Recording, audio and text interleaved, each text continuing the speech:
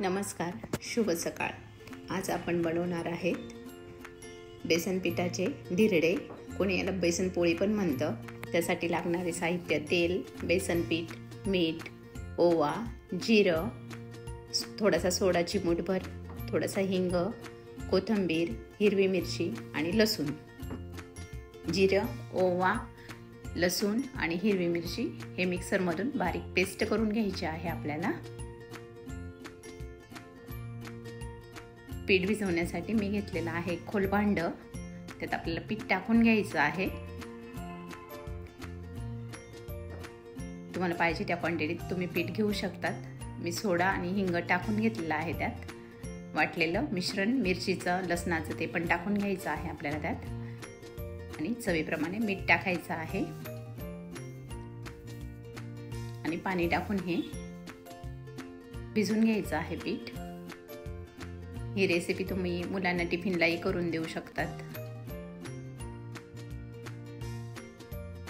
जसं पाणी लागेल त्या पद्धतीने टाकून घ्यायचं आहे आणि त्यात गाठी ठेवायच्या नाहीयेत। एकसारखं पीठ भिजून घ्यायचं आहे ते।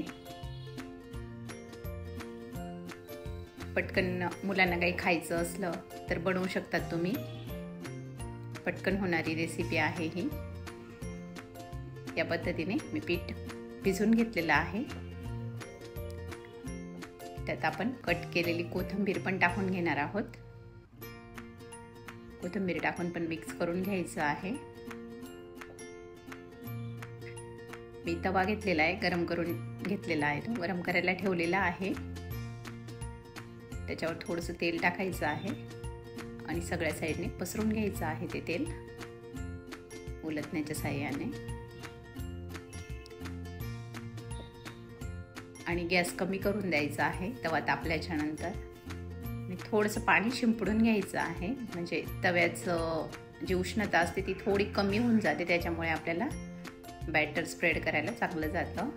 ते मिश्रण टाकून घेतलेलं आहे आणि वाटीने एकसारखं फिरवून घ्यायचं आहे आपल्याला। एकसारखा झाला ना तो, तर मग भाजला पण छान जातो, सारखा भाजली जातो सगळ्या साईडने।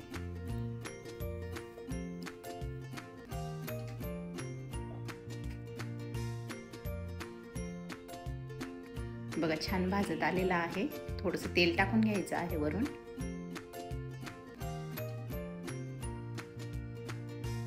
आणि सगळ्या बाजूने कडा मोकळ्या करून घ्यायच्या आहेत। त्याच्या कडा मोकळ्या केल्या की आपल्याला उलटा करायला त्रास होत नाही।